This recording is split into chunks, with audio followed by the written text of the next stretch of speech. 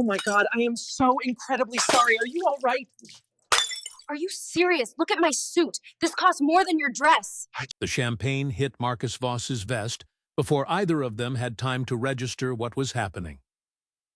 One moment, Vivian Clark was crossing the marble foyer of the Meridian Club's private dining room, tray balanced in both hands the way she'd practiced exactly 0 times because she was not, in any universe, a waitress. She was simply the first person the event coordinator had grabbed when the actual server called in sick. The next moment, the edge of her heel caught the slight lip between the hardwood and the marble threshold. Her ankle rolled, and the entire tray tilted forward with the slow-motion inevitability of a disaster that absolutely cannot be stopped, but must be witnessed to its conclusion. 6 flutes of Moet went airborne. 4 landed on the floor. 2 landed on the man standing directly in her path, soaking the left lapel and pocket square of what she would later learn was a $4,000 Brioni vest. Vivian straightened. Her face was hot.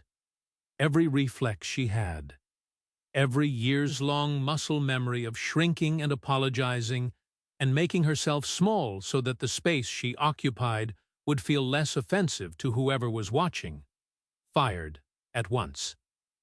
And then she looked up at him, and every reflex stopped. Marcus Voss was the largest human being she had ever seen in a room that was not a football stadium. 6'5", possibly 6'6", with the kind of build that made the custom-tailored vest look like a practical necessity rather than a luxury. His shoulders were the width of a door frame. His hands, she noticed with the bizarre clarity of someone in mild shock, could probably palm a basketball without effort. He had dark hair silvered at the temples, a jaw that looked like it had been designed by someone with a grudge against softness, and eyes the color of slate during a winter storm. Gray, cold, completely still. He was looking at her the way a person looks at something unexpected. Not angry, not disgusted, just still. Every woman Vivian had ever known would have dissolved into apologies by now. She knew this because she had dissolved into apologies for 31 years over things considerably smaller than soaking a stranger's designer clothing in $80 champagne. But something about the way he was looking at her, not at her size, not at her second-hand heels, not at the catastrophic social crime she'd just committed, just at her face, waiting, with an expression that gave absolutely nothing away, made the apology stick in her throat. She heard herself say instead, "Do you want me to pay for the dry cleaning, or should we just call this interview over?" The silence that followed lasted approximately 4 seconds. To Vivian, it felt like a geological era. Then something shifted at the corner of his mouth.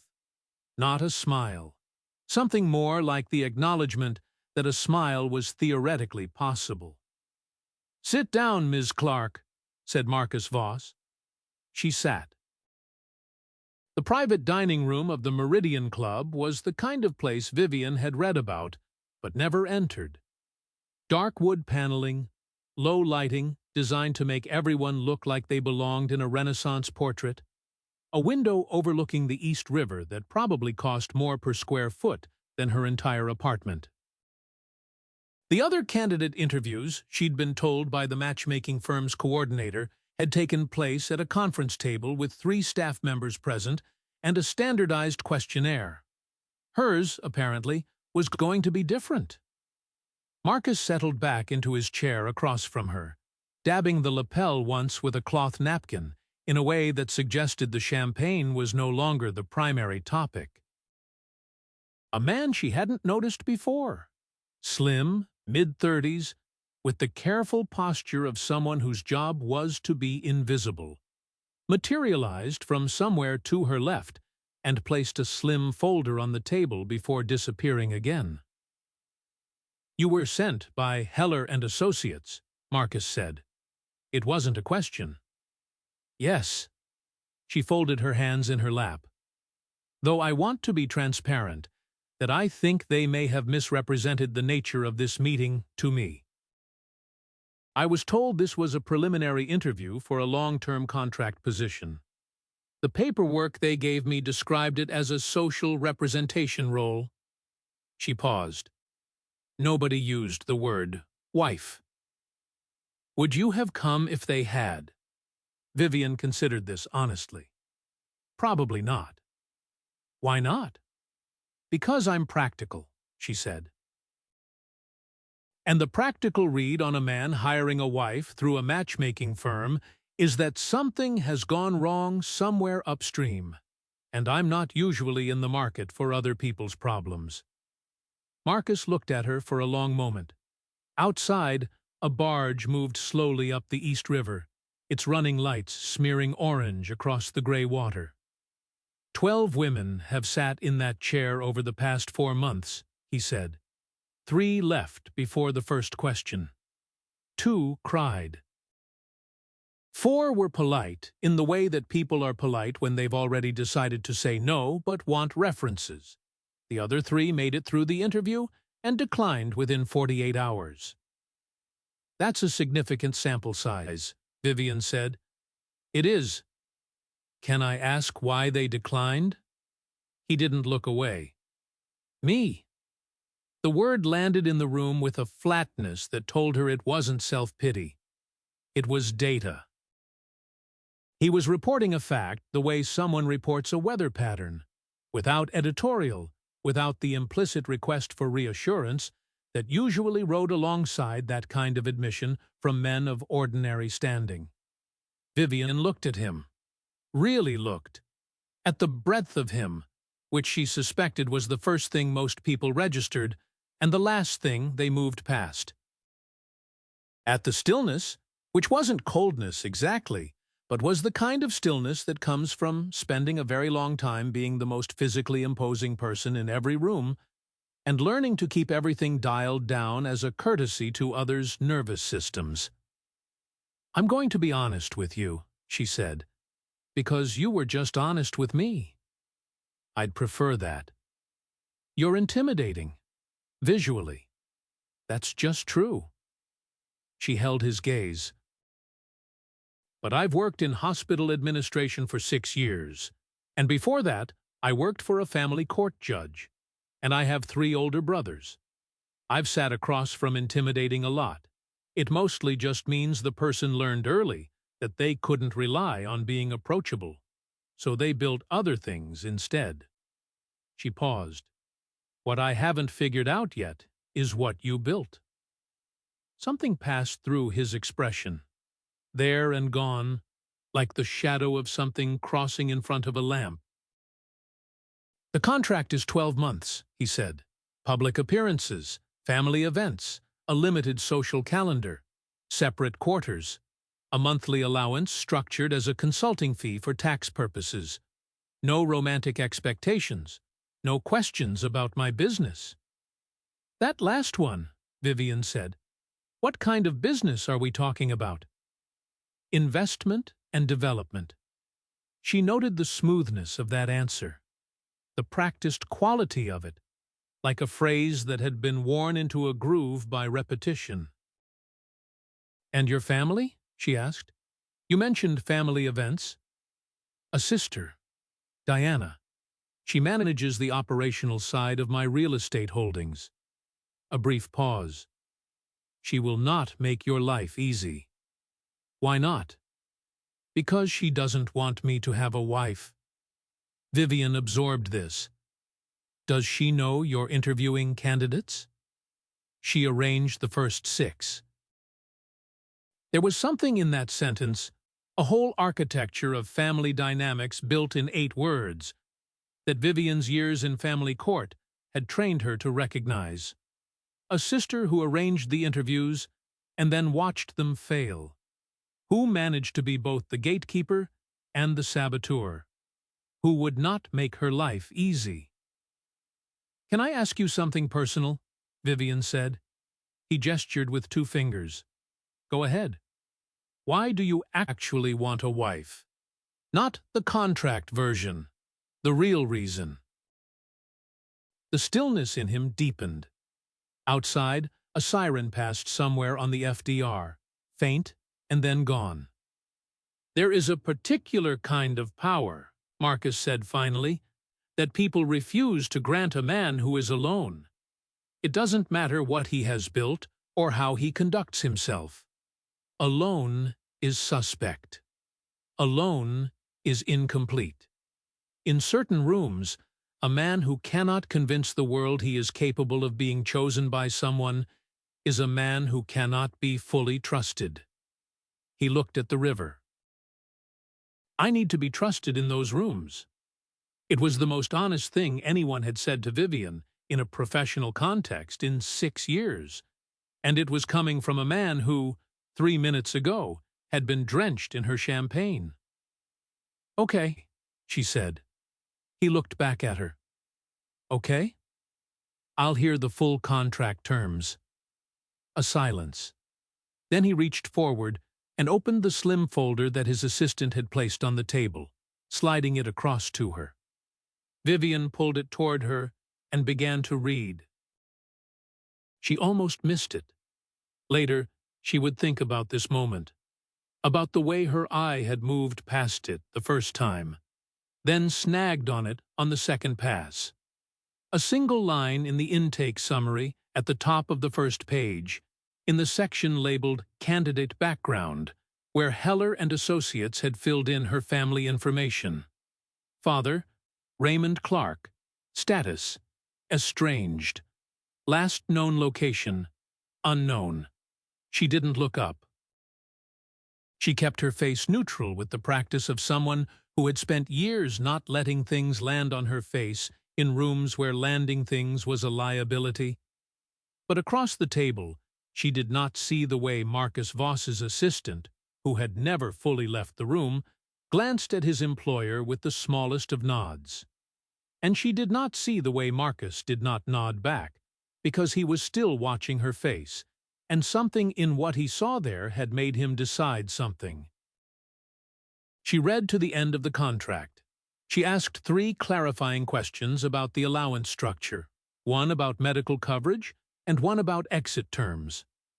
Then she picked up the pen that had been placed at the top of the folder and signed her name. The car that arrived for Vivian the following morning was not what she expected. She had expected a sedan, something black and anonymous, the kind of car that executives used when they wanted to be invisible in traffic.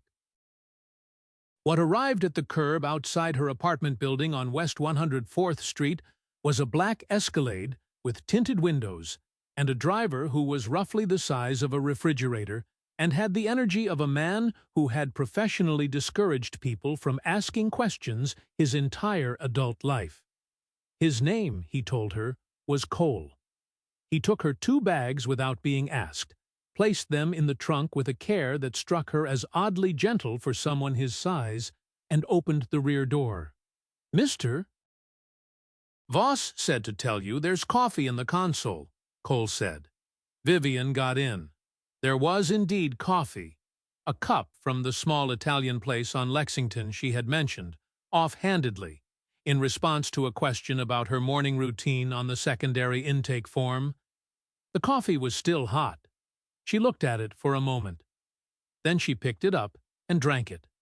Because she was practical, and the coffee was good, and the fact that he had remembered did not need to mean anything yet. The drive from her apartment to the Voss residence on East 73rd Street took 11 minutes in morning traffic. She spent 8 of those minutes looking out the window, and 2 of them reading the welcome packet the firm had sent to her phone, which included a floor plan of the residence, a weekly schedule template, and a brief paragraph about household staff that mentioned, in the plainest possible language, that all staff were bound by non-disclosure agreements, and she should feel free to ask them for anything she needed. The last minute she spent thinking about the folder, about the line with her father's name in it. Raymond Clark. Status, estranged. Last known location, unknown. She had put it in the background of her mind, the way you put a sound in the background, still aware of it, still monitoring it, but not letting it pull focus. She was good at this. She had been practicing it since she was 12 years old, and her father had kissed her on the top of the head after Sunday breakfast, told her he was going to pick up the newspaper, and not come back. The Escalade pulled through a gate, actual iron gates, operated by a man in a small booth who nodded at Cole without speaking, and came to a stop in a private motor court. The Voss residence was a 5-story limestone townhouse that had probably been built in the 1890s and renovated by someone with a philosophy about clean lines and an unlimited budget. It was beautiful in the way that things built for power are beautiful, without apology, without softness, making no attempt to invite you in before you'd already arrived. Marcus was not there to greet her. Cole showed her to her rooms on the 2nd floor. A bedroom, a sitting room, a bathroom with heated floors that she refused to be impressed by but was, and told her that Mr. Voss would join her for dinner at 7, and that she was free to use any room on the 1st and 2nd floors. "And the 3rd floor?" Vivian asked, because she had noticed the staircase continued past the 2nd floor landing, and something about the way the door at the top sat slightly differently from the others suggested it was more than just storage. Cole's expression didn't change. "The 3rd floor is Mr. Voss's private workspace. It's not part of the residential area." "Got it," she said. He left. Vivian sat on the edge of the bed. It was an excellent bed, the kind with a mattress that cost more than her monthly rent, and knew it, and looked around the room that was going to be hers for the next 12 months. On the nightstand, there was a small card. She picked it up. It said, in handwriting that was precise and slightly angular, "If anything in the room needs to be adjusted, tell Cole. Welcome to the house, Ms. Clark." No signature, but she knew whose handwriting it was. She put the card back on the nightstand, unpacked her 2 bags with the efficiency of someone who had moved apartments 4 times in 6 years, and went to find the kitchen, because she had finished her coffee, and her priorities were clear. The kitchen was on the 1st floor, behind the formal dining room, and it was magnificent. 12-foot ceilings, commercial-grade appliances, a center island the size of a small boat. Standing at the counter with a phone pressed to her ear, and the posture of a woman who considered the kitchen her territory, was a woman Vivian had not been introduced to yet, but recognized immediately from the description in the welcome packet. Diana Voss was 43, according to the packet. She looked younger than that, and older than that simultaneously. Younger because of the sharpness in her face, which had the quality of something maintained at significant effort. Older because of the way she held herself, with the particular exhaustion of someone who had been managing something heavy for a very long time. She looked at Vivian the way you look at a stain on a piece of furniture you own. "I'll call you back," she said into the phone, and ended the call without waiting for a response. She set the phone on the counter. "You must be the new one." "Vivian Clark," Vivian said. "You must be Diana." "I am." Diana looked at her with the flat assessment of someone who had spent 40 years in rooms where assessment was currency. "Marcus told me he'd made a selection. He didn't tell me the specifics." "I'm the specifics," Vivian said pleasantly. "Are you?" Diana picked up a glass of water from the counter and looked at Vivian over the rim of it.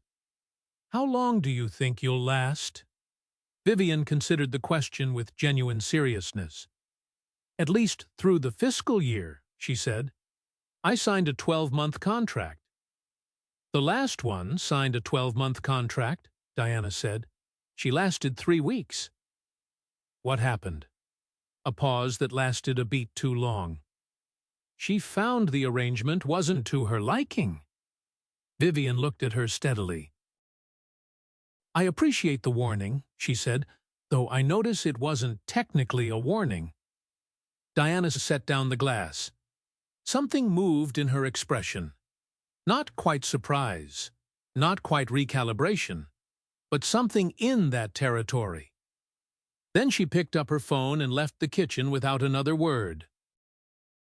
Vivian found the coffee maker, which was a beautiful Italian espresso machine that took her 4 minutes to figure out and produced, on the first attempt, a shot of espresso that tasted like it had been made by a professional. She stood at the kitchen counter, drank her espresso, and thought about 3 things simultaneously.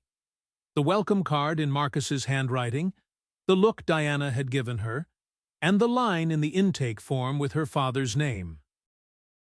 Outside the kitchen window, the city moved through its morning, indifferent and enormous, the way New York always was, making room for everything and caring about none of it. 3 days into her residency in the Voss townhouse on East 73rd Street, Vivian had broken 2 of the 3 rules.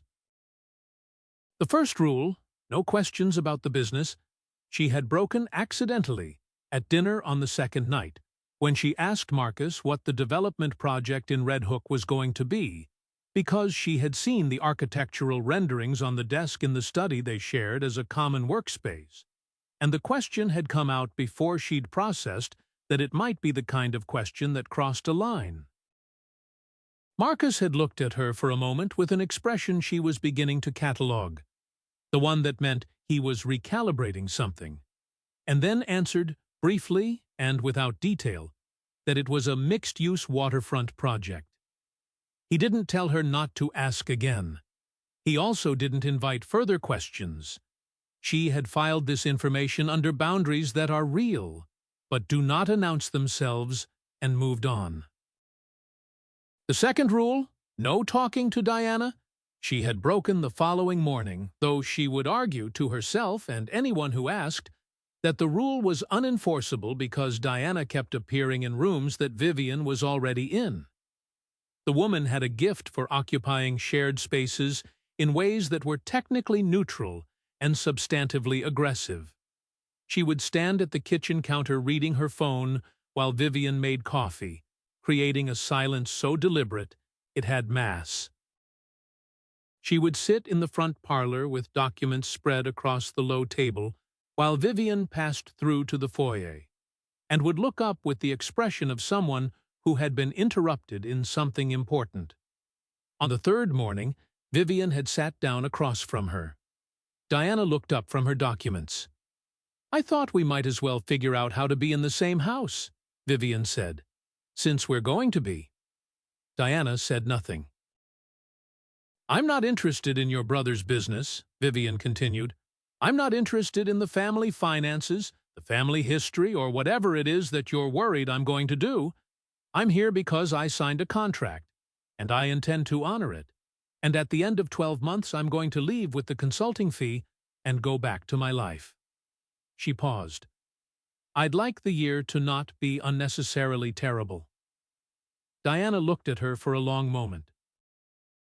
The documents on the low table were dense with numbers, the kind of spreadsheet that people with real power actually read, rather than having summarized for them. "You're not what I expected," Diana said. "What did you expect?" "Someone more desperate, or more calculating." A pause. "Usually it's one or the other." "I'm practical," Vivian said. "That's different from both." Diana picked up her pen and returned to her documents. "Ask me again in a month whether we can be civil," she said. "I'll have a better answer." It wasn't warmth, but it wasn't the stain-on-furniture look from the kitchen either. Vivian counted it. The third rule, no going to the third floor, she had not broken yet. But she thought about it. Specifically, she thought about a small thing that happened on the 4th evening, when she was returning to her room from the first-floor library just past 10 o'clock, and she saw Marcus coming down the stairs from the 3rd floor. He was in a different version of himself at that hour, still the dark suit, still the controlled posture. But something was loosened at the edges. His tie was gone. The top button of his shirt was open. He was carrying a glass of water and looking at his phone, and he didn't hear her until she was already at the base of the stairs. He looked up. They were 4 feet apart, which in the context of Marcus Voss meant they were actually quite close, because of the amount of space he displaced. "You're still up?" he said. "Reading," she said. He nodded once. Then he held up the glass. "Water, if you wanted something from the kitchen." "I'm fine, thank you." He moved to pass her on the stairs. She started up. They crossed paths at the second step, with the careful geometry of 2 people in a narrow space, who are aware of each other in a way that hasn't been fully named yet. "Ms. Clark," he said, from the step above her. She turned. "Vivian is fine.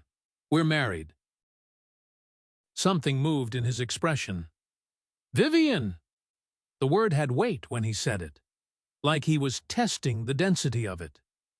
"Did you find the library acceptable?" "The library is magnificent," she said honestly. "Whoever built the collection had a specific kind of mind." "What kind?"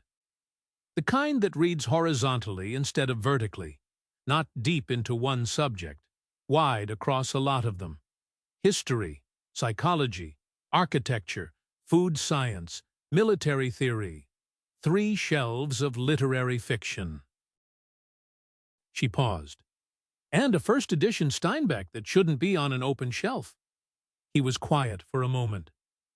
"The Steinbeck was my mother's." It was the first thing he had volunteered about his personal history.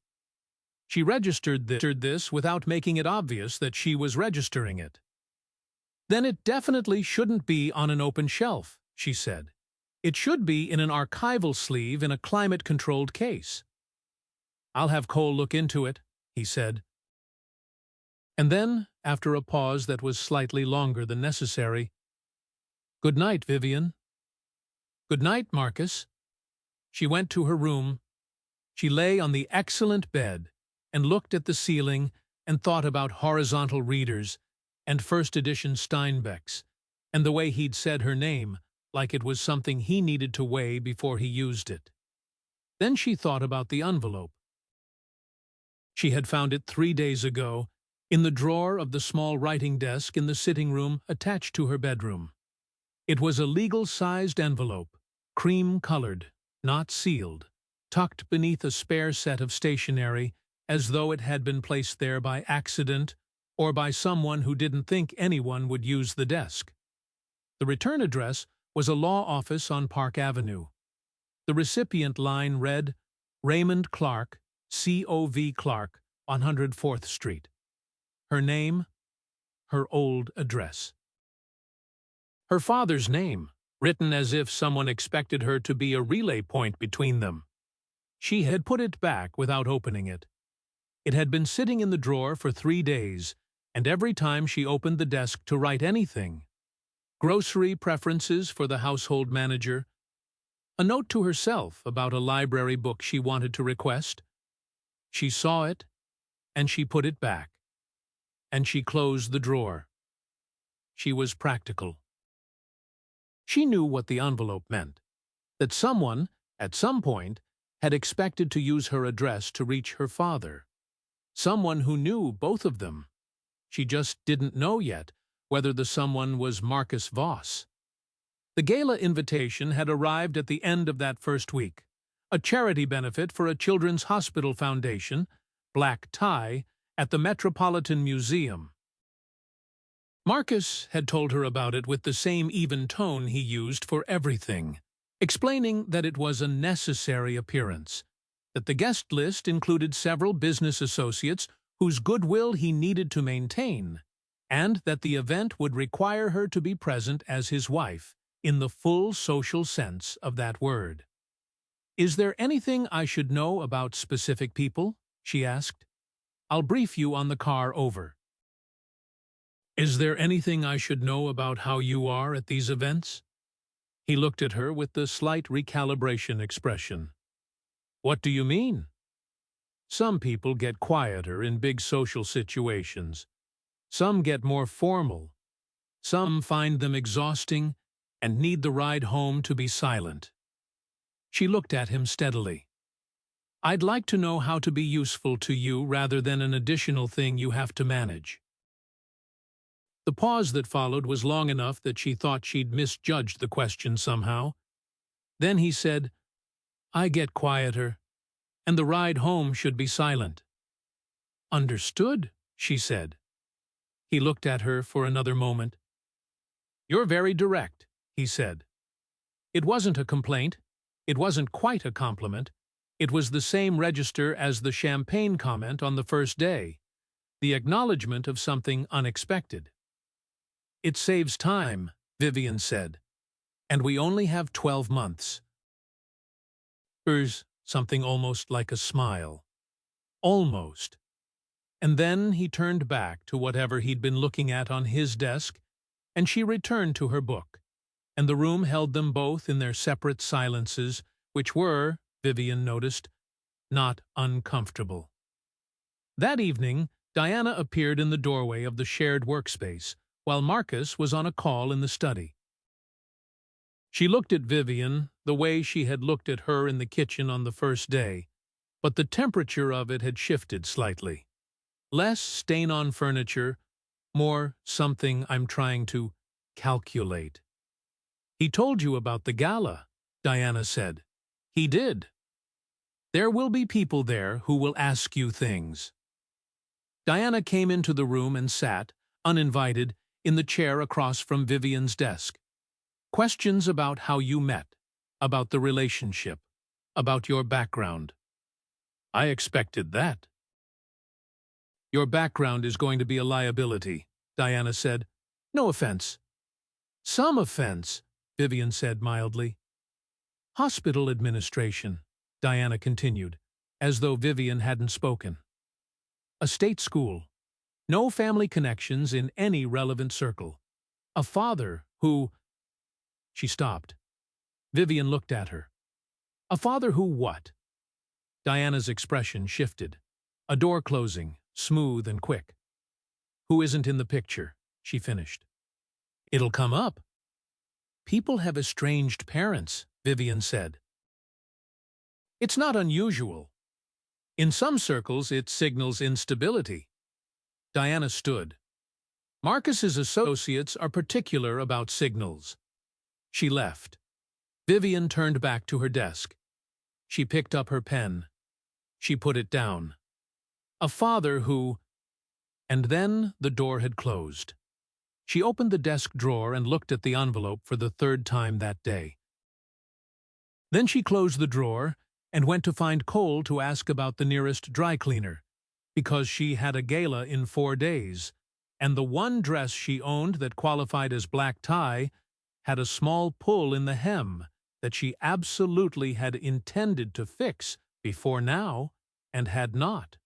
Cole, as it turned out, had a solution for this. Cole, Vivian was discovering, had solutions for most things, delivered with the minimal verbal output of a man who had long ago made peace with efficiency. The dress came back the next morning. The hem was repaired. There was also, hanging beside it in the garment bag, a second dress, midnight blue, silk, the kind of cut that was simple enough to look effortless and structured enough that it had clearly cost someone a considerable amount of thought and money. There was a note in the same angular handwriting as the welcome card. The other dress was also an option. Your choice entirely. Vivian held the midnight blue dress up in the light. She chose the midnight blue dress. She also didn't mention it to Marcus, and he didn't mention it to her, and the fact that neither of them brought it up felt, in some way she didn't fully examine yet, like the beginning of a language they were building between them. The week between the contract signing and the gala passed in the rhythms of two people carefully learning the dimensions of a shared space. Vivian was good at quiet. 6 years in hospital administration meant she had learned the specific competency of being present without demanding presence from others.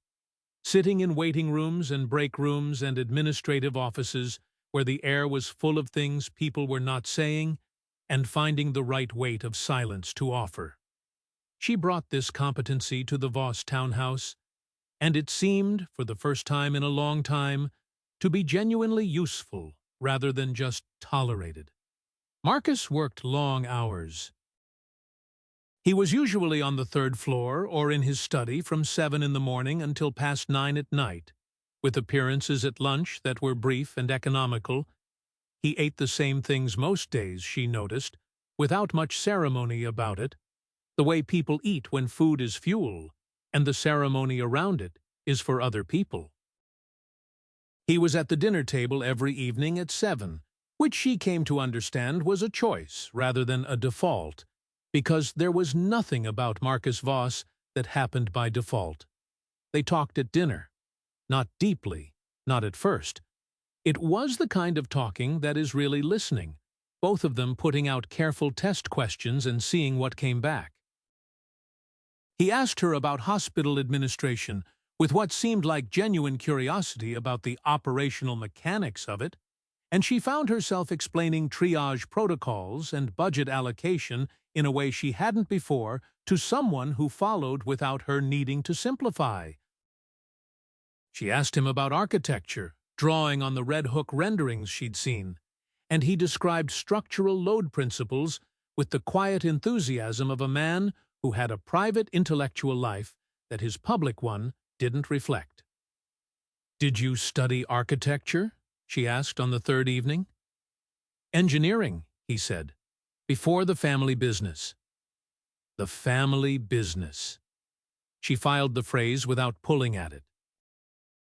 On the fifth evening, she asked him about the Steinbeck, and he told her about his mother, briefly, carefully, the way you carry something fragile. And she told him about her mother, who had raised her and her 3 brothers alone after Raymond Clark left, and had never once, in 19 years of single parenthood, said a word against the man, which Vivian had always found either admirable or baffling, and still wasn't sure which. "She protected you from the anger," Marcus said. "Or from the truth," Vivian said. He was quiet for a moment. "Sometimes those are the same thing." She looked at him. He was looking at his wine glass, his expression closed in the way it got when he had said something he hadn't entirely intended to say. She let it pass. She was learning when to let things pass with him, and she was learning it faster than she would have expected, which told her something about the way her attention had calibrated to him, tuned in, picking up signals she didn't usually pick up. She thought about this, later, in her room, with the envelope in the desk drawer and the midnight blue dress hanging on the back of her closet door, and concluded that calibrating to people was what she did. It was a professional skill and a survival mechanism and nothing more. She was almost convinced. The Metropolitan Museum of Art at 10 o'clock on a Thursday evening, emptied of its day crowd and filled instead with 400 people in black tie, who were collectively worth somewhere in the neighborhood of $30 billion, had the specific energy of a room where everyone understood that the art on the walls was incidental. Vivian knew this energy. She'd attended 3 hospital benefit galas in her career, smaller, less expensive, but the same fundamental architecture, the charitable cause as structure, the social maneuvering as substance. She was wearing the midnight blue dress. Her hair was up. She had borrowed a pair of earrings from the small jewelry case that had appeared in her sitting room without explanation, which she had added to the mental list of things she was not yet asking about. Marcus arrived at her door at 6:45. He was in a tuxedo that fit the way tuxedos are supposed to fit in theory and almost never do in practice. Because, at his scale, the standard geometry of formal menswear either strained at the shoulders or hung wrong at the waist, and whoever had made this one had understood that the goal was to work with the architecture rather than pretend it was something else. He looked, in the plainest possible terms, like someone who had stopped trying to take up less space and had simply decided to inhabit the space he occupied with complete authority. He looked at her. She looked at him. "You chose the blue," he said. "I did." A pause. "It suits you." "You don't have to say that." "I know." He held out his arm. "The car is downstairs." He had briefed her on the ride over, as promised. 6 names, relationships, and the one thing about each person that mattered most. Senator Hargrove, who cared about being addressed as Senator even in casual conversation. Margot Chen, the foundation chair, who had known his mother. Edward Whitmore, senior partner at the law firm that handled his legitimate holdings, who was going to try to maneuver a private conversation with him away from Vivian and should not be allowed to succeed. She absorbed all of it and asked 2 clarifying questions, and then they rode the rest of the way in the silence he'd asked for, which was, by now, a silence she was comfortable in. The event went well for the first 40 minutes. Senator Hargrove was addressed as Senator. Margot Chen, who was 72 and had the alert eyes of someone who has watched people her entire life and found them endlessly interesting, looked at Vivian for a long moment and then said, "You're the first one who's actually looked at him while he's talking," in a tone that was not quite a compliment, but was something better than that. Edward Whitmore made his maneuver at the 41-minute mark, smoothly, in the way that practiced people are smooth about things they've decided. He materialized at Marcus's elbow during a brief gap in conversation and began steering him very professionally toward the East Gallery. Vivian watched this and thought, with the clarity of someone who had spent years in rooms where maneuvering happened, Marcus said not to let this happen. She stepped forward. "Edward," she said, "I'm so glad you haven't gotten away yet. I've been hoping to ask you about the waterfront easement issue in Red Hook. Marcus mentioned you're handling it, and I've been reading about the zoning challenges." Edward Whitmore stopped. His expression was that of a man who had been very smoothly interrupted by someone who appeared to know what she was talking about, and who was now recalculating whether he had underestimated her. "That's a fairly technical matter," he said carefully. "I spent 6 years in hospital administration," she said. "Regulatory compliance was 40% of my job. Zoning language is zoning language." She smiled pleasantly. "But if now isn't a good time, I can follow up through Marcus next week." She felt, rather than saw, Marcus shift slightly beside her. She glanced at him. His expression was closed, as it usually was, but something in the stillness of him had changed. The particular quality of stillness that meant he was paying very close attention. "We should circulate," he said to Whitmore, with a finality that was wrapped in such perfect politeness that it took a moment to register as a dismissal. "We'll be in touch Monday." Whitmore accepted this with the grace of a man who knew when to retreat. He excused himself. He left. Marcus and Vivian stood for a moment in the small social clearing his departure had created.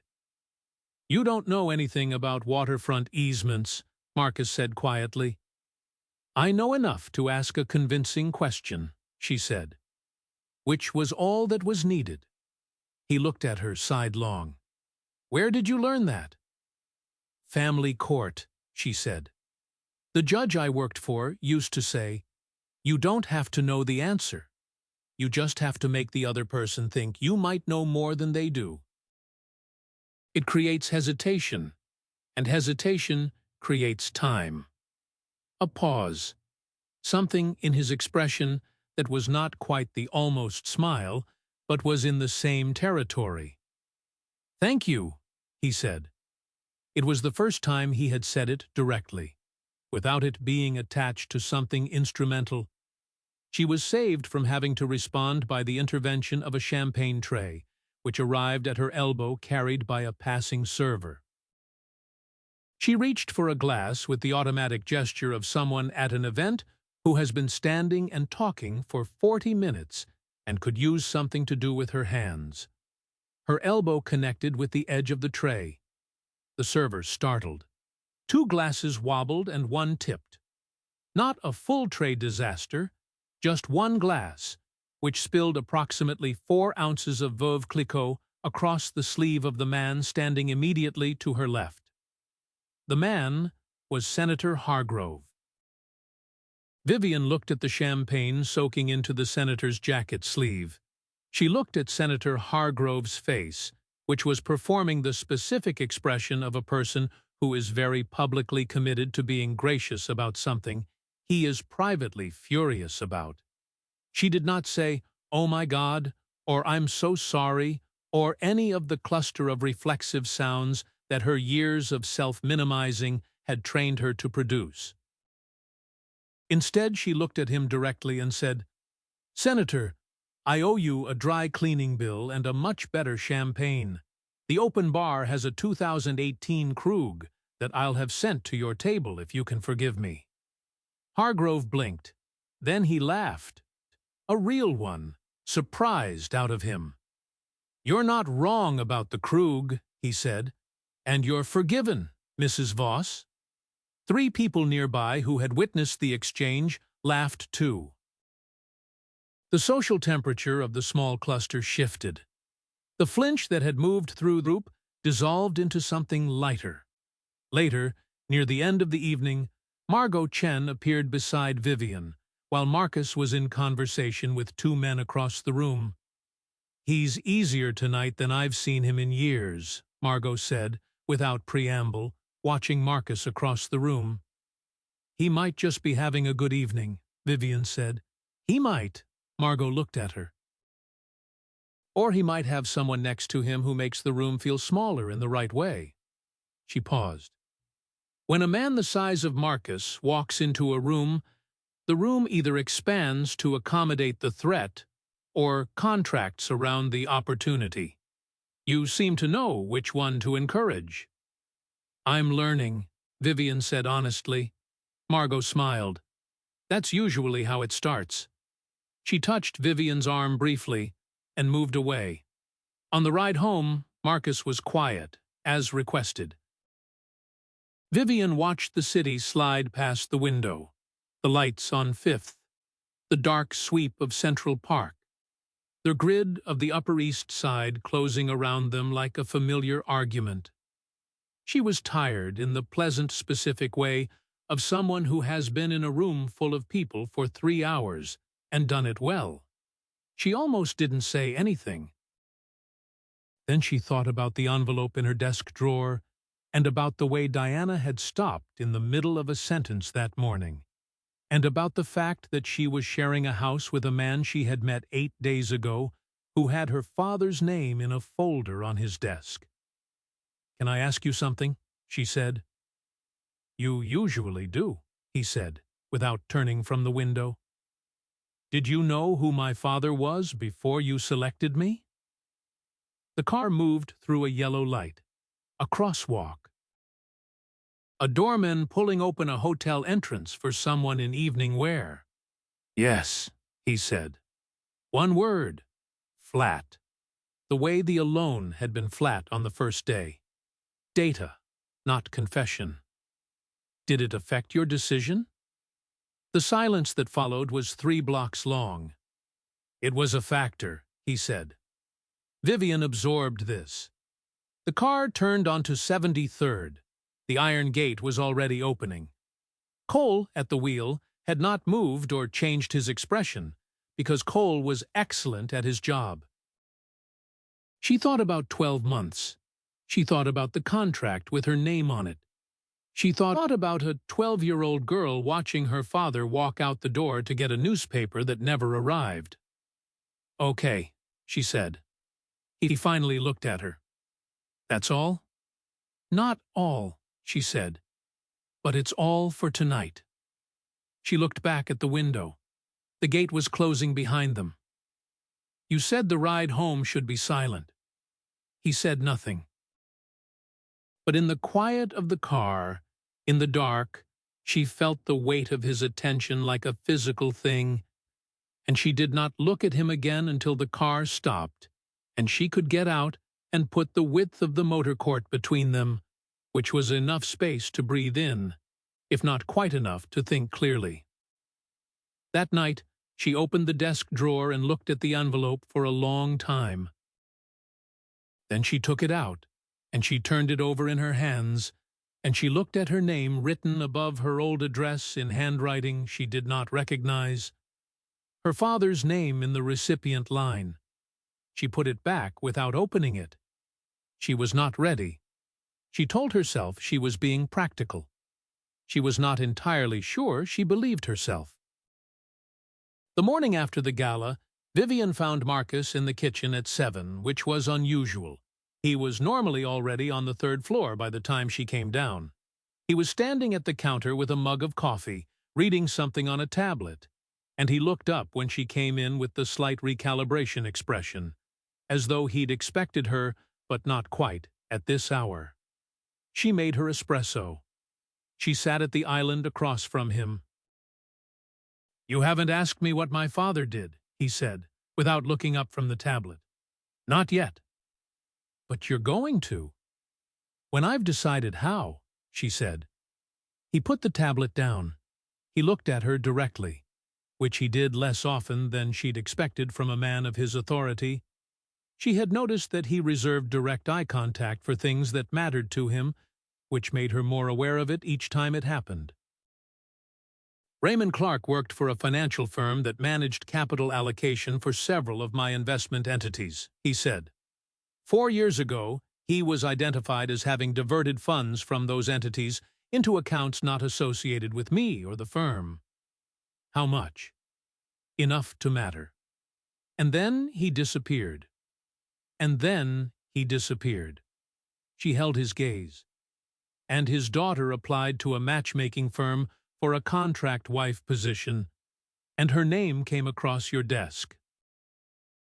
And her name came across my desk, he said. The kitchen was quiet. Upstairs, somewhere, she heard a door open and close. Diana, probably, beginning her day.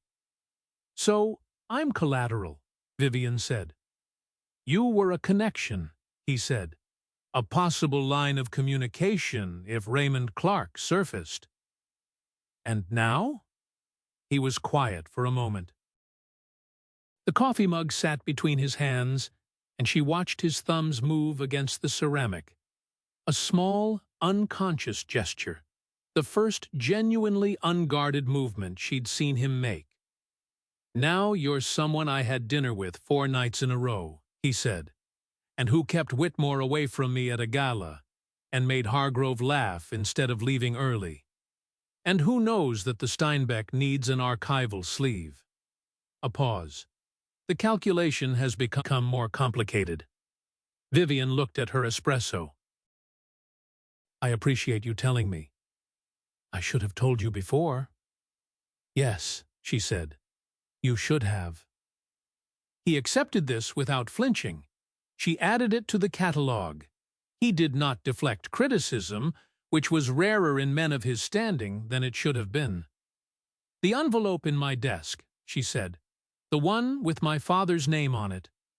He went still in a different way than his usual stillness. "Aware." "I know about it," she said. "I haven't opened it." "I'm telling you I know about it because I think the time for things being in the background is ending. What do you want to do with it?"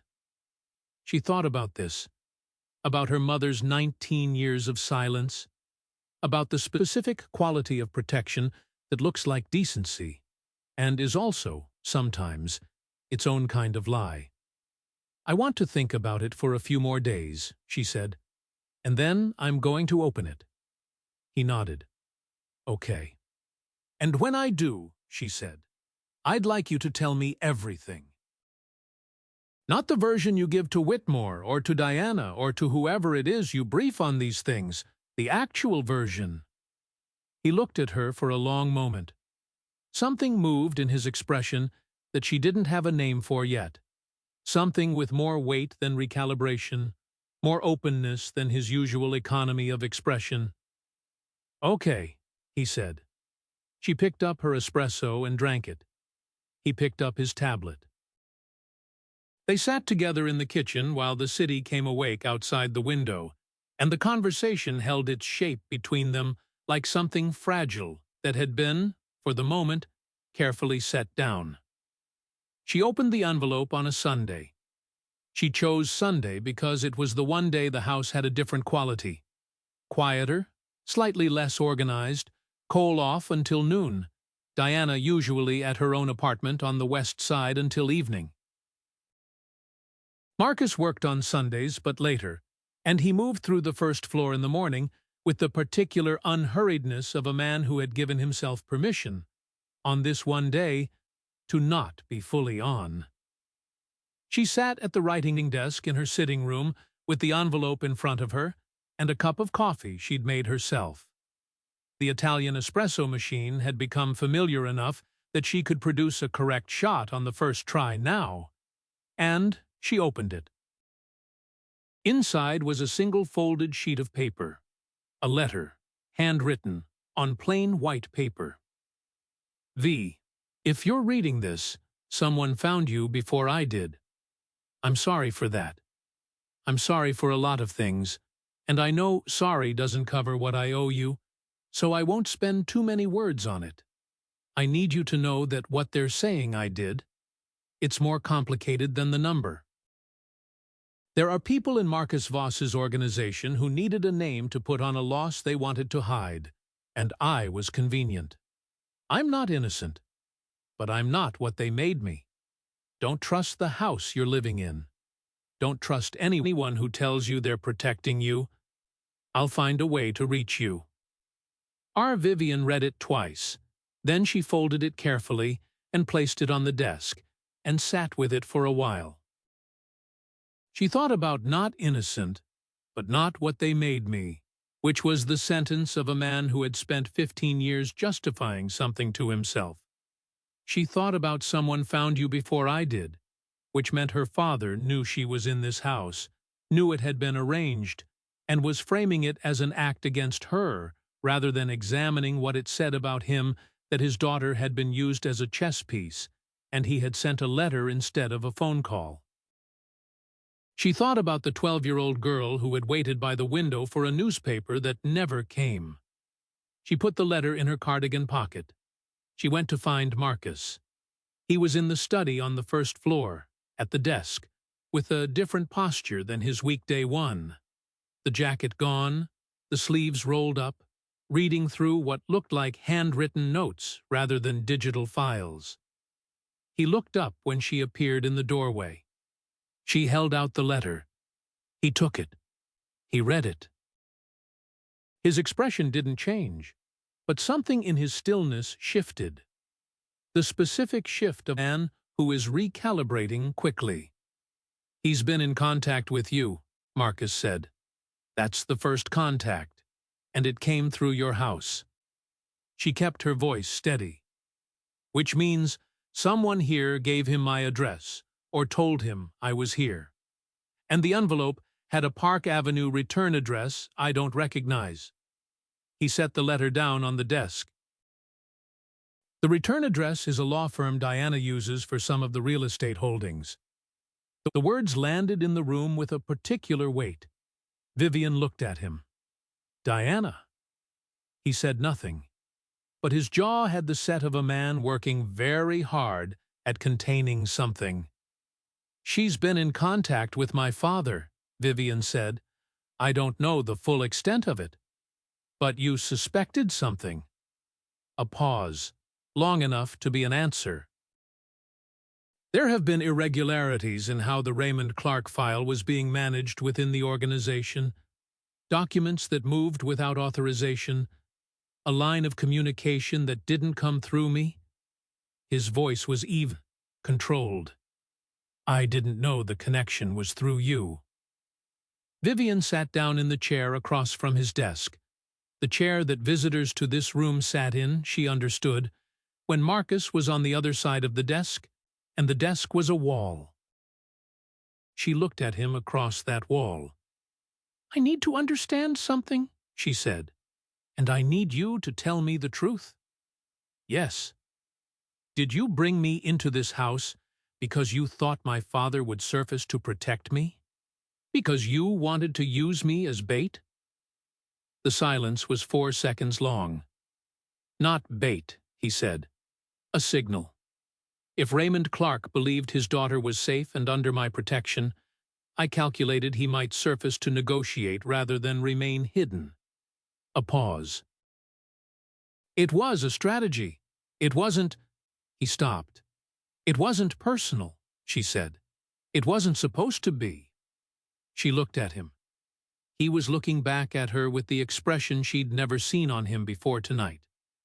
Not recalibration, not the almost smile, not the careful economy of a man who managed everything he let show. Something rawer than any of that. Something that looked, against all the architecture of him, like something close to regret. Okay, she said. He blinked. Okay? I'm not leaving, she said. I want to be clear about that. I'm not doing that thing where I make a dramatic exit, and you have to manage the fallout. She leaned forward slightly. But I need the 3rd floor, Marcus, tonight. I need to see whatever you have on my father, the whole file, not the summary. And then I need to figure out what I'm going to do with it. Vivian. He's my father, she said. He is also, apparently, someone who made choices that were genuinely harmful. Those two things can both be true, but I get to look at the evidence and decide what I think of it. Not you, not Diana, not the organization. He looked at her for a long moment. Then he stood. Come with me, he said. The 3rd floor was not what she'd imagined. She'd built it up, in the month she'd been in the house, into something formidable. A war room, maybe, or something resembling the kind of space you saw in films about powerful men. Screens, maps, the infrastructure of control. It was quieter than that. A long room, simply furnished, with 2 large work tables and a wall of filing cabinets, and a window that looked out over the darkening street. On one table was a laptop and several open folders. On one wall was a corkboard, not dramatic, just functional, with photographs and document printouts connected by lines. Vivian walked to the corkboard. Her father's face looked back at her from a photograph taken from a distance, clearly surveillance. He was older than she remembered. Of course he was, 15 years older, with the same jaw, the same slight tilt of the head. He looked thin. He looked tired. He looked like a man who had been running for a long time. She looked at the numbers. She looked at the documents. She read the timeline with the careful attention she had given to hospital budget reports and family court filings and everything else in her life that required her to understand what the numbers actually said, rather than what someone wanted her to believe they said. She stood at that corkboard for 35 minutes, while Marcus sat at the work table and did not rush her, and did not speak. When she was done, she turned around. He did it, she said. Some of it. Not all of the amount they attributed to him, but enough. He moved money he shouldn't have moved. Marcus nodded. And Diana has been in contact with him, she said. Using him, or being used by him, I can't tell which from this, to create pressure on you. Diana wants me to settle the Raymond Clark matter quietly, Marcus said. She's been arguing for it for 3 years. I believe she made contact with Clark to offer him terms I wasn't aware of, and that he's been using that line to manage his exposure. And now he's surfacing, Vivian said. He just called me. Tonight, my phone, while we were up here." Marcus went still. "I didn't answer," she said. "But he left a message." She held out her phone. The screen showed a voicemail from an unknown number, 6 minutes ago. He didn't take the phone. He looked at her. "What do you want to do?" he said. She looked at her father's photograph on the corkboard, at the tired face, at the eyes that had the same slight downward tilt at the outer corners that she saw in the mirror every morning, which was the specific cruelty of genetics. You could lose a person entirely and still carry their face. "I want to call him back," she said, "and I want you to listen." He nodded once. "But first," she said, "I need to understand what happens to him if he comes in. What does settling this actually mean?" He was quiet for a moment. Then he said, with the same flatness he used for facts, "It means he accounts for what he took, and it ends. No further action." "Is that the truth?" "It is." She looked at him. At the size of him, filling the doorframe of his own room, and for the first time she thought about what it would cost a man like Marcus Voss to say it ends and mean it. To let go of something he'd been pursuing for 4 years, because a woman he'd originally selected as a chess piece was asking him to. "Why should I trust that?" she said. He came away from the doorframe. He walked to the work table and sat down across from where she was standing, and when he looked at her it was at the same level, which was the first time in a month that he had physically positioned himself to be equal to her rather than above. "You probably shouldn't," he said. "On the basis of a month and a contract, and the fact that I brought you here for reasons that weren't honest." He held her gaze. "But I'm telling you, it's true. And I haven't lied to you about anything you've asked me directly." She thought about this. About the champagne on the first day, and the Steinbeck, and the midnight blue dress, and the coffee from the Italian place on Lexington. About the things that had been strategy, and the things that had not started that way and had become something else, and how you accounted for the difference. She picked up her phone. She called her father back. Raymond Clark answered on the second ring, as if he had been holding the phone. "Vivian." His voice was exactly as she remembered it. A particular warmth in it. The kind of warmth that had always made her feel, as a child, like she was the most important person in whatever room she occupied. She had spent 15 years being angry at herself for still finding that warmth disarming. "Dad," she said. The word came out flat, a statement of relation rather than a term of affection. "I got word that you're living in his house." A pause. "Vivian, that man is dangerous. You don't understand what you're—" "I understand quite a bit," she said. "I've been reading the file for the last half hour." Silence. "I know what you took," she said. "I know it wasn't all of what they attributed to you, but I know it wasn't nothing either. I know you've been in contact with Diana Voss. I know you told me in a letter not to trust the house I'm living in, which is interesting advice from someone who hasn't been in my life for 15 years. I was trying to protect you." "You were protecting yourself," she said. "And using me to do it, which is what you've always done, even when you were here. You used Mom's stability to protect yourself from your own instability. And now you're using the fact that I'm in this house to create leverage for yourself." She kept her voice even. "I'm not angry about it. I'm just not going to participate in it." A longer silence. When he spoke again, the warmth was gone, replaced by something flatter. "What are you going to do?" "I'm going to give Marcus Voss the information he needs to close out whatever this is," she said. "And then I'm going to trust him when he says it ends there. And if he's lying to me, that will become apparent. And I'll handle it then." Vivian, you can't. I can, she said. Goodbye, Dad. She ended the call. She put the phone in her pocket. Marcus was watching her from the work table with the expression she still didn't have a name for. The one with weight in it, the one that had been appearing more frequently, and she had been declining to examine. He's in the city, she said. He answered on a local area code. My people will find him, Marcus said, with or without a trace on the call. I know. She paused. I want you to let me talk to him in person before anyone else does. One conversation. As his daughter, not as your connection. He was quiet for a moment. Then, one conversation.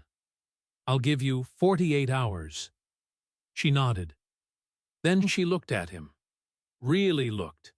The same way she had looked on the first day in the Meridian Club, with the champagne drying on his lapel and everything still undecided between them.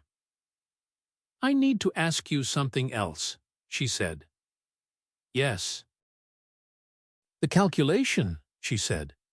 You told me this morning it had become more complicated. He said nothing. He was waiting. Has it? The room was very quiet.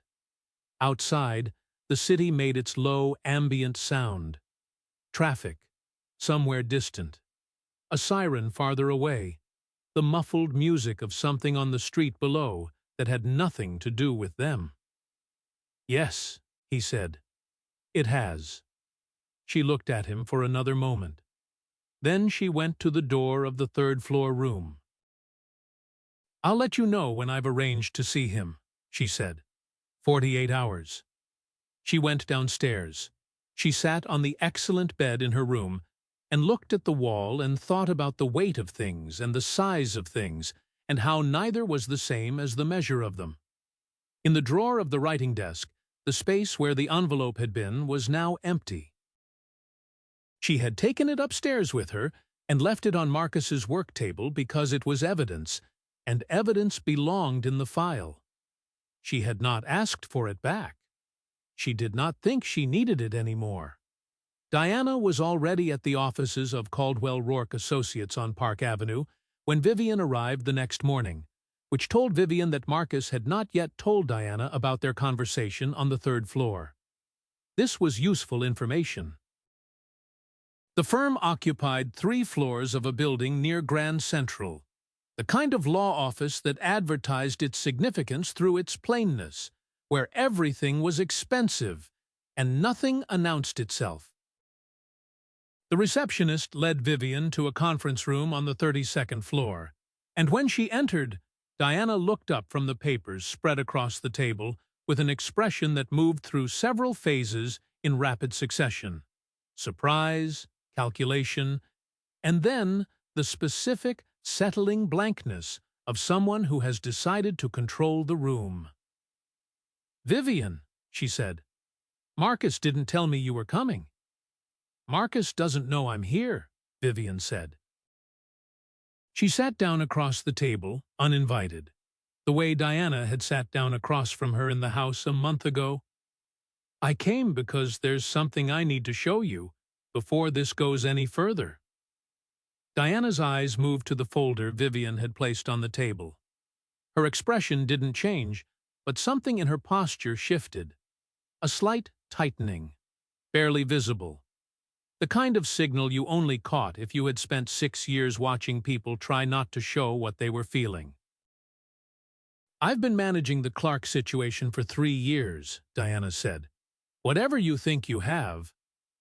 I have your emails, Vivian said. The ones between you and Raymond Clark, from the account he set up through the Cayman entity. The ones where you offered him terms Marcus wasn't aware of, in exchange for Clark providing you with documentation that would support a claim against Marcus's operational authority within the organization. She opened the folder and slid the printed pages across the table. You weren't protecting Marcus by keeping the Clark matter quiet.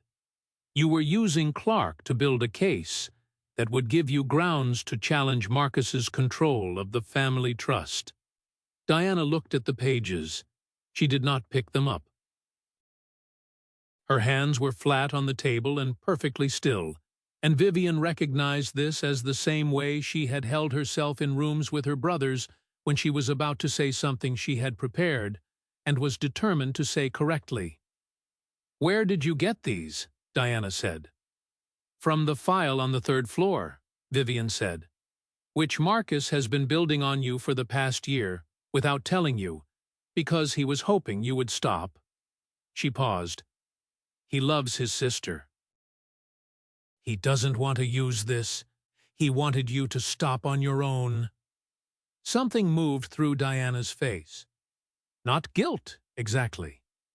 Diana was not a woman in whom guilt moved easily, but something adjacent to it.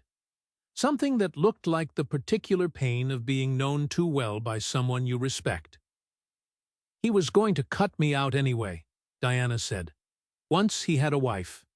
Once there was another person at the table with a legal claim on the assets. Everything I've spent 20 years building—" "He was never going to cut you out," Vivian said. "He told you that. I know he told you that, because he is constitutionally incapable of saying things he doesn't mean." She kept her voice level. "You didn't trust him, so you built a contingency. And the contingency involved my father, who is not a good man, and me, who had no idea any of this existed." Diana was silent. "I'm not asking you to apologize to me," Vivian said. "I don't know if I'd believe it if you did." She pushed the folder across the table. "I'm showing you this so you know what Marcus has and what he hasn't done with it yet. What you do with that information is your decision. But I needed you to look at it from the outside, the way I had to look at my father from the outside last night." She stood. "It's a different view." She left the conference room. In the elevator going down, she looked at her reflection in the mirrored doors and noticed that her hands were shaking slightly. Not fear, she thought, more the specific tremor of someone who has been holding something tightly and has just released it. She stepped out onto Park Avenue into a bright, cold November morning. Then Diana called her. Vivian almost didn't answer. Then she did. "I want to understand something," Diana said, without preamble. Her voice was controlled, but underneath the control was a vibration Vivian recognized from the family court, the specific frequency of someone whose careful story had just come apart. "You went to that office to give me an out. Why?" "You don't owe me anything. I arranged things that hurt you without your knowledge." Vivian stood on the corner of 48th and Lex in the cold morning air, watching a cab make an impossible left turn.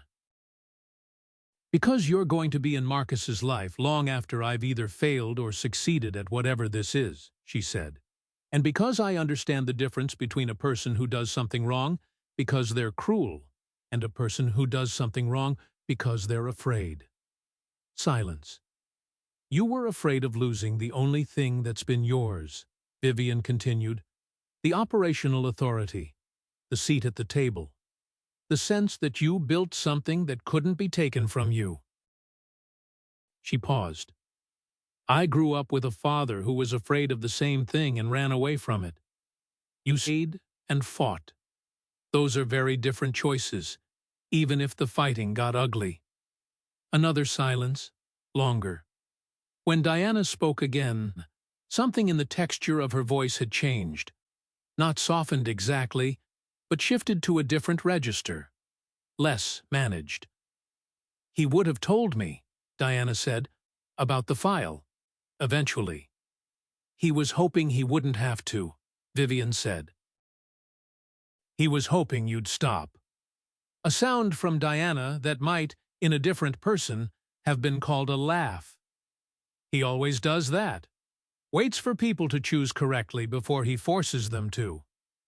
"It's not the most efficient strategy," Vivian said. "No," Diana agreed, but it's his. A pause that held something private inside it. He got it from our mother. It was the most personal thing Diana had ever said to her. Vivian received it without comment. I'm going to recommend, when this is over, that you keep your operational role, Vivian said, in whatever form makes sense after the restructuring. I don't have authority to promise that, but I can advocate for it. Why would you do that? Because you're good at it, Vivian said. And because the family is better with you in it than with you kept out of it as a consequence of something you did out of fear. I'd rather have you as a difficult ally than a clean absence. She heard Diana breathe. Once, then again. You're very strange, Diana said, for someone Marcus found through a matchmaking firm. The champagne was the first impression, Vivian said. I think it set a tone. This time the sound from Diana was unmistakably a laugh. Short, surprised, the first genuine one Vivian had heard from her. It lasted about 2 seconds, and then was professionally recontained. I'll have my attorney contact Whitmore about the restructuring, Diana said. End of week. That's good, Vivian said. Mrs. Voss, Diana said. A pause that carried the weight of a calculation being revised. It suits you, more than I expected. She ended the call before Vivian could respond, which was very Diana. Vivian stood on the corner for another moment, watching the city do its thing, and thought that difficult ally was one of the better things she'd been called in a while. Then she walked into the diner on 48th to meet her father. Raymond Clark was sitting in a corner booth when she arrived. He was thinner than his photograph, wearing a coat that had been expensive several years ago, with the look of someone who had been careful about money for a long time after a period of not being careful about it at all. He stood when he saw her, which struck her as oddly formal given everything. Sit down, she said. He sat. She ordered coffee. He had water. For a moment they looked at each other across the table in the way that people look at each other when they have not been in the same room for 15 years, and everything that needs to be said is larger than any sentence available. You look like your mother, he said. More than the last time I saw you. You look tired, she said. I am. She wrapped both hands around her coffee mug. I spoke to Marcus this morning. I'm going to tell you what he told me, and I need you to hear it without preparing a response while I'm talking. He nodded. He will close the file, she said. There will be a settlement. You return the portion you actually took, not the full amount they attributed to you, which we both know was inflated. And it ends. No exposure, no further action. You can come back. She paused. In whatever sense you want that to mean. Her father looked at the table. His jaw worked in the way she remembered from her childhood, the private processing he did before he spoke, when the thing he was about to say had real weight in it.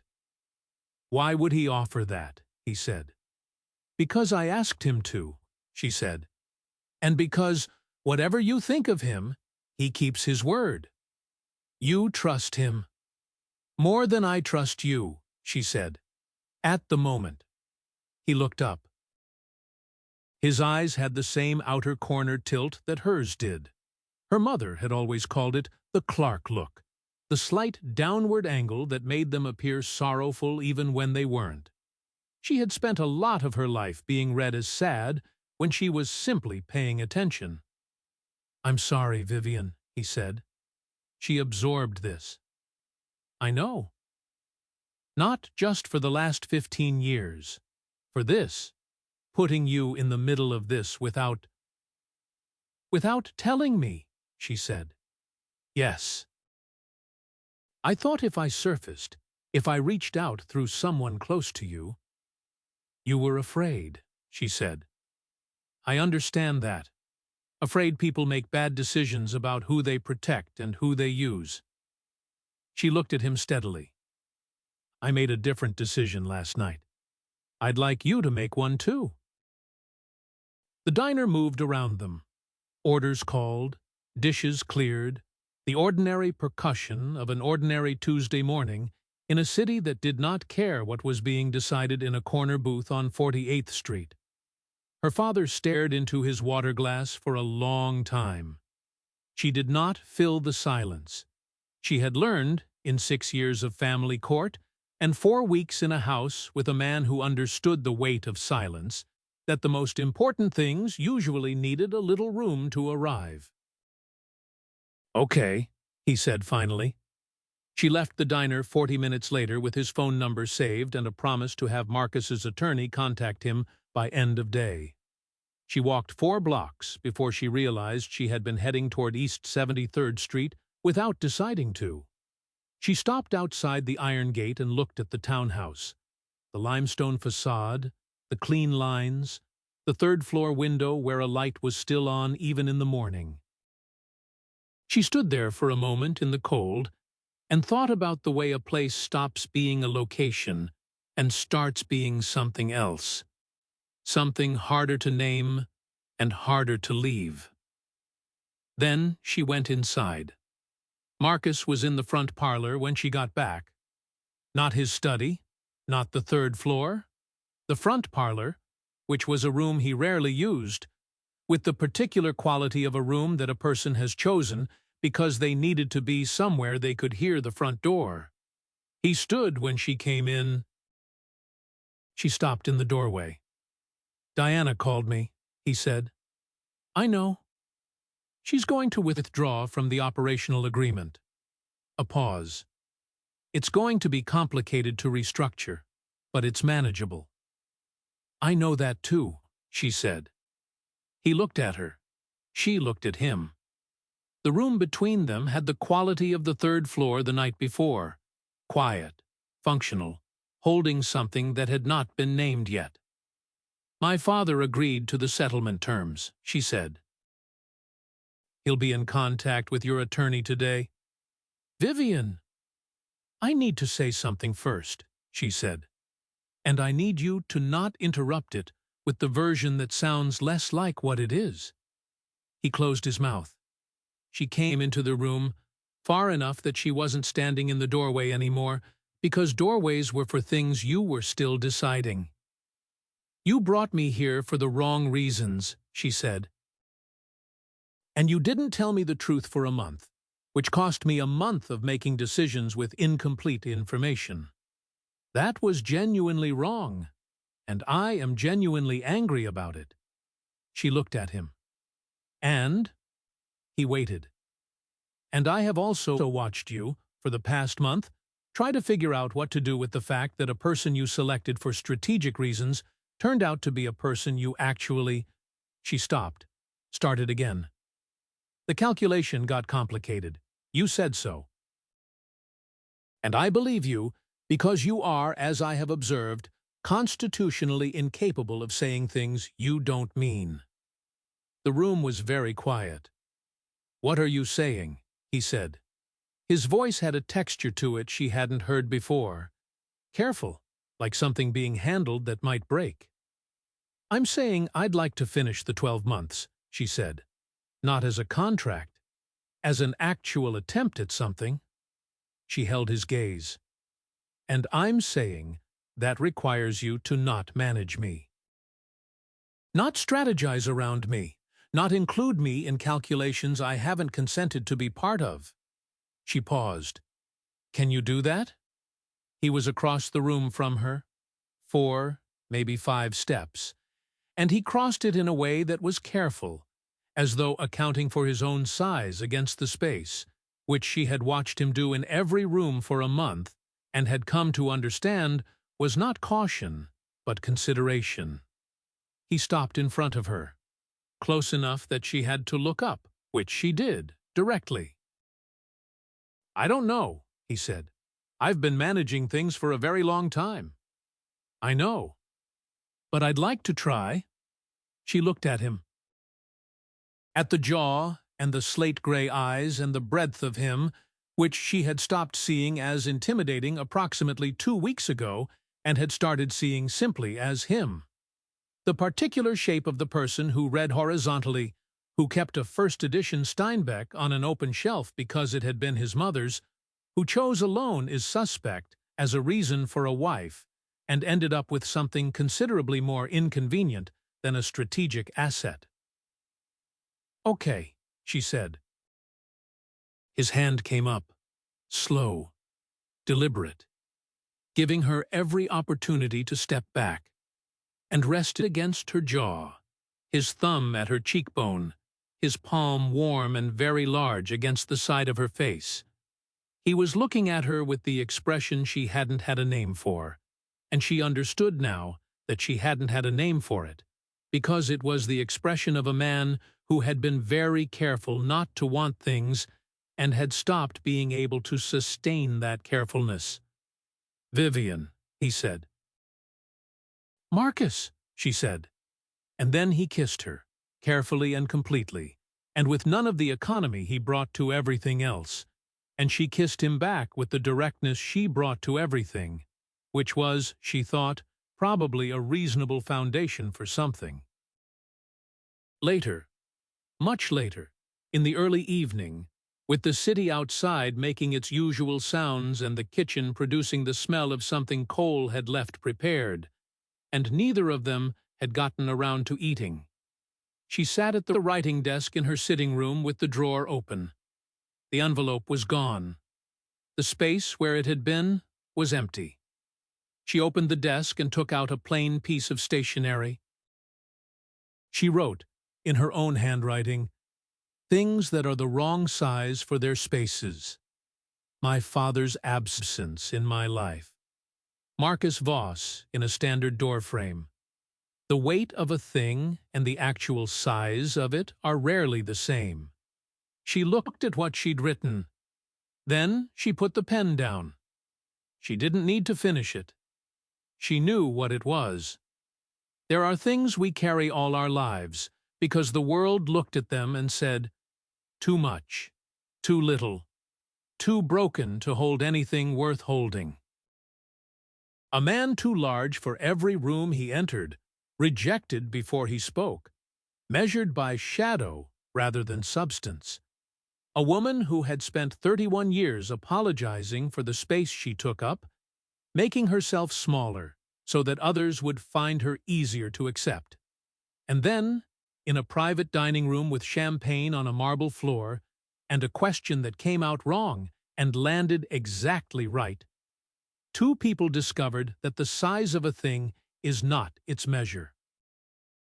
That a man who fills a doorframe can have the patience of someone who has never rushed anything that mattered. That a woman who trips over thresholds can stand, without flinching, in the middle of a truth that could break a lesser spine. The world will always have its measurements, its standard sizes, and its acceptable weights. But the people who matter to you really matter in the way that changes the architecture of your days. They stop being measurements the moment you start seeing them. You stop counting their inches and their failures and their fathers' names in old files. You just see them. And that, it turns out, is the only size that was ever worth caring about.